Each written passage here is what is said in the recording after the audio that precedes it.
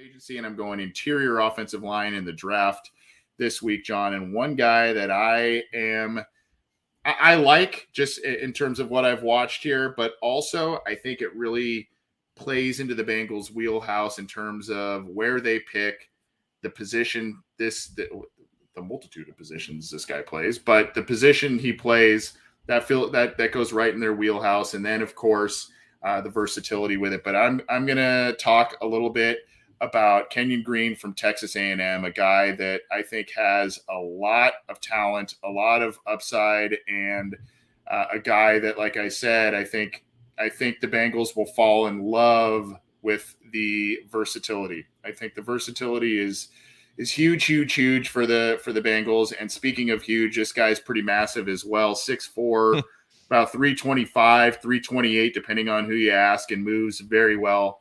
I will share some, I don't want to get copyright stuff on YouTube, so I'm going to share some tweeted videos and make sure I credit those people there.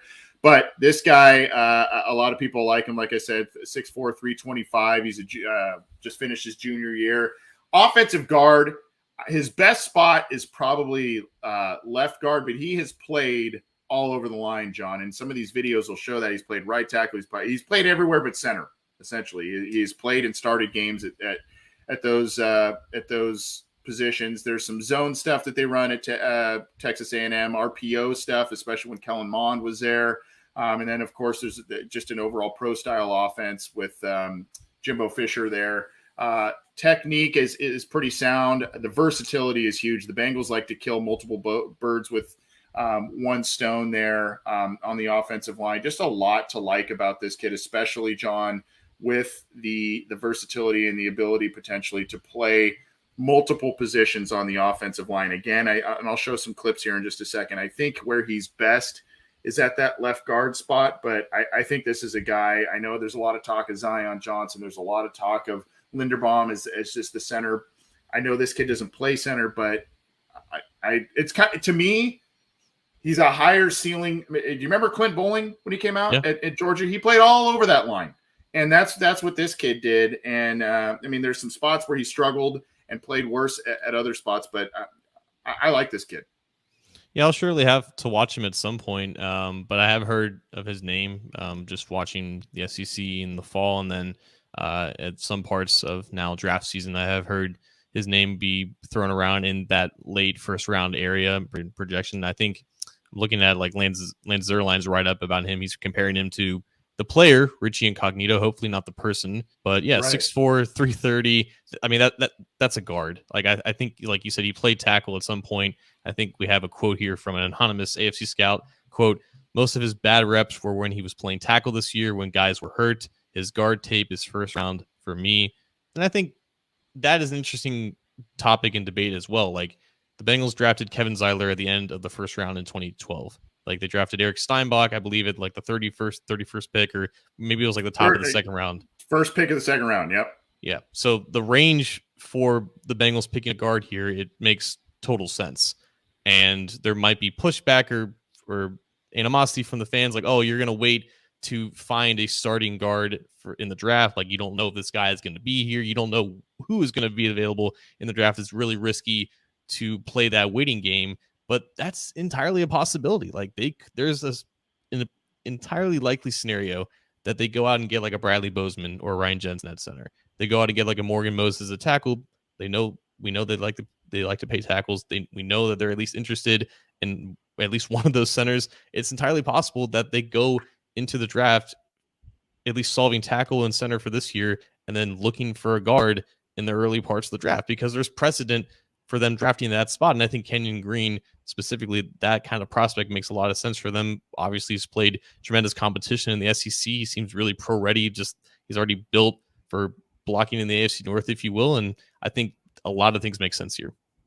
All SEC, first team All SEC, first team All American this past season, second team for both the year prior. So he comes with a lot of accolades. Let's check out some of these clips here, and I want to make sure that I credit the folks who supplied them on Twitter. I always love when people do some homework for me here. This is Russ at Russ NFL Draft. here he is on this play here. Let's check him out. He's the left guard, number 55 on this one. So watch him here. I love this. It'll play it on a loop here. If you notice, he kind of sees that the tackle is like, hey, he's got his man. The center looks like he's having a little trouble. Let me just find contact and knock 17 down to the ground. I thought that was kind of, we'll watch it one more time here. I thought that was kind of a cool little shot here. And Russell Brown obviously likes him. One more boom. Let me just get that guy out of the way. So I liked that clip there. That was one that I found. This is from Bob Sturm, at Sports Sturm. And that is STURM. Let me share this one for you here.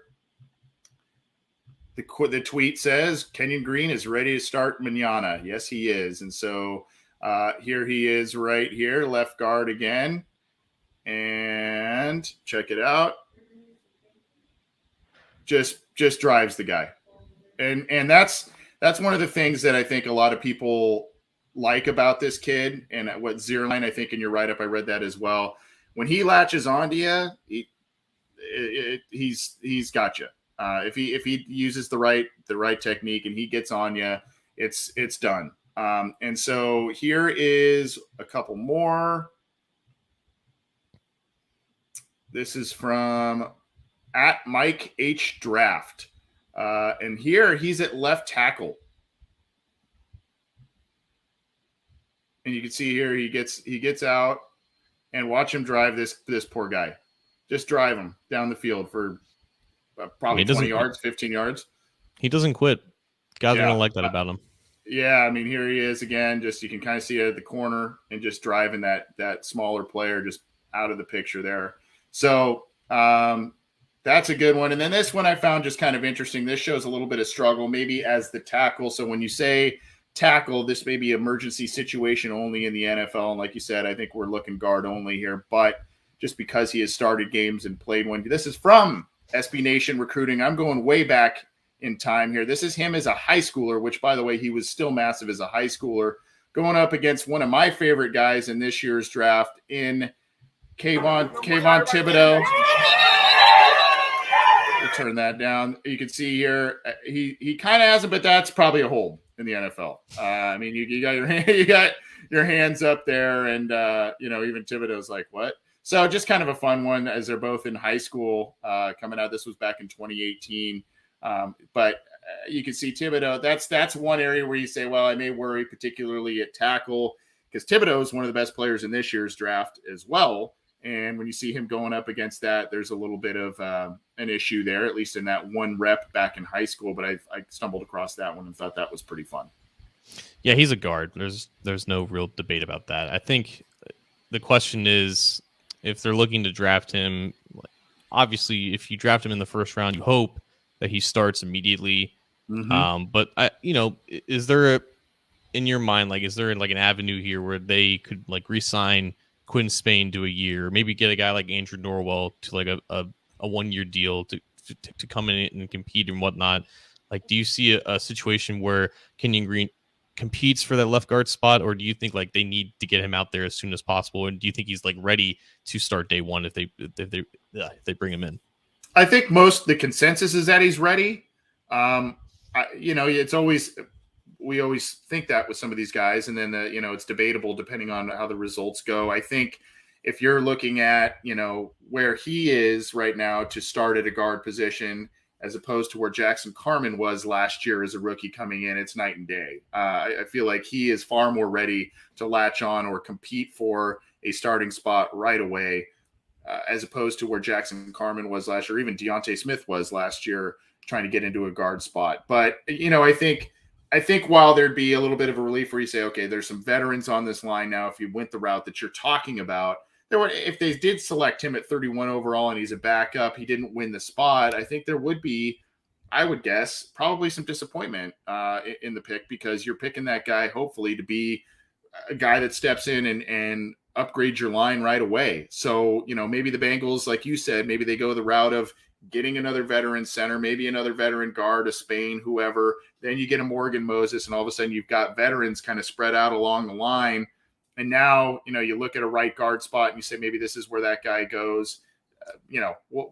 you can kind of shake things out from there, or you figure out a right guard option in free agency, and this is your left guard. There are a lot of different variables here, but the good news is I feel like this kid, because of his experience playing multiple positions, I think that he could he could provide at a minimum heavy competition to start right away at either guard spot.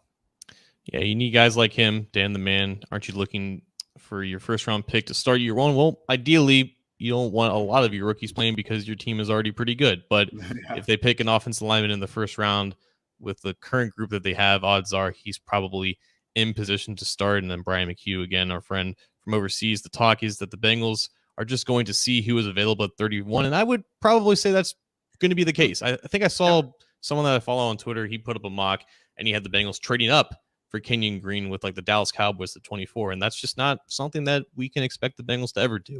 I think in this particular draft, in this case, picking 31st, they're in a great spot to potentially trade out of the first round, if anything, if they do a deal. But the positions that are going to be ripe for the taking at that spot, I think that lines up really well with what the Bengals are ultimately going to need, like a cornerback, or in this case, an offensive guard. So we still have a lot of time left between now and the NFL draft, and we will surely cover more draft prospects with draft profiles like the one that Anthony just did with Kenyon Green. Yeah, that's interesting how you talked about trading up. I mean, if you look at the Kevin Zeitler pick, what did they do that draft? They had David DeCastro sitting right there for him. What did they do? They moved back. Yeah, they didn't move up to get Kevin Zeitler. They moved back and got Kevin Zeitler. So yeah, I don't know that trading up, unless there's someone that just absolutely they're in love with. I don't really see it happening. That's just not really in their DNA. But we'll see what happens. Regardless, we did Morgan Moses as our free agency profile. I think a realistic option for the Bengals, and Kenyon Green, a guy that could upgrade the offensive line pretty early on, I would suspect. John.